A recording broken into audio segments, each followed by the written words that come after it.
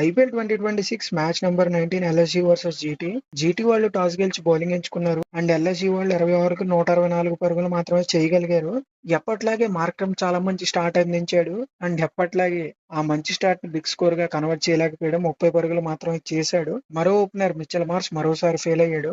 4 బాల్లో 11 మాత్రమే చేయగలిగాడు. అండ్ రిషబ్ పంత్ చాలా మంచి టచ్ లో కనపడ్డాడు గానీ 11 బంతుల్లో 18 పరుగులు మాత్రమే చేయగలిగాడు. సిరాజ్ కు దొరికిపోయాడు. ఈ రోజు సిరాజ్ చాలా మంచి బౌలింగ్ చేశాడు. 4 ఓవర్లు 19 రన్లు మాత్రమే ఇచ్చి ఒక వికెట్ తీశాడు. అండ్ ఎల్ఎస్జీ మిడిల్ ఆర్డర్ మొత్తం ఫెయిల్ అయింది. Big hitters Nicholas Pooran and Abdul Samad ఇద్దరు ఫెయిల్ అయ్యారు. వీళ్ళిద్దరిని బిలో 100 స్ట్రైక్ రేట్ లో ఉంచారంటే జీటీ బౌలర్స్ ని మెచ్చుకోవాలి. వాళ్ళ బౌలర్స్ లో ఎక్సెప్ట్ కగిసో రబాడా అందరూ మంచి ఎకానమీతో బౌలింగ్ చేశారు. ముఖ్యంగా ప్రసిద్ధి కృష్ణ 4 ఓవర్లు వేసి 28 రన్లు ఇచ్చి 4 వికెట్లు తీశాడు. చాలా మంచి స్పెల్ అని చెప్పాలి. అండ్ యంగ్స్టర్ అశోక్ శర్మ కూడా మంచి బౌలింగ్ చేశాడు. 4 ఓవర్ల 32 రన్లు ఇచ్చి 2 వికెట్లు తీశాడు. రషీద్ ఖాన్ వికెట్ తీపినా మంచి ఎకనామికల్ బౌలింగ్ చేశాడు. అండ్ 160 టార్గెట్ ని జీటీ వాళ్ళు చాలా కామ్ అండ్ కంపోజ్డ్ గా చేశారని చెప్పాలి. వాళ్ళకి పవర్ ప్లే లో చాలా స్లో స్టార్ట్ వచ్చింది.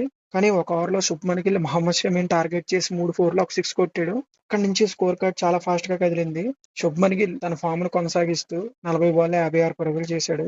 నెంబర్ 3 లో బట్లర్ కూడా తన ఫామ్ ను యాజ్ యూజువల్ కంటిన్యూ చేశాడు. 37 బంతుల్లో 60 పరుగులు చేశాడు. 11 4లు ఉన్నాయి. అండ్ లాస్ట్ లో వాషింగ్టన్ సుందర్, రాహుల్ తివాటియా కూల్ గా ఫినిష్ చేశారని చెప్పాలి గేమ్ ని. అండ్ ఇంకా ఎల్ఎస్జీ బౌలర్స్ లో ప్రిన్స్ యాదవ్ అండ్ దిగ్వేష్ రాతి మంచి బౌలింగ్ చేశారు. మిగతా బౌలర్లు కూడా వాళ్ళకి మంచి సపోర్ట్ అందించుంటే ఎల్ఎస్జీ ఖచ్చితంగా ఈ మ్యాచ్ గెలిచేది. బట్ ఏ మాటగా మాట చెప్పుకోవాలి, ఈ మ్యాచ్ లో మాత్రం జీటీ చాలా మంచి పర్ఫార్మెన్స్ ఇచ్చింది. దీంతో 7 వికెట్ల తేడాతో ఎల్ఎస్జీ పైన విజయం సాధించిన జీటీ. చూద్దాం ఎల్ఎస్జీ ఎలా కంబ్యాక్ చేస్తుందో.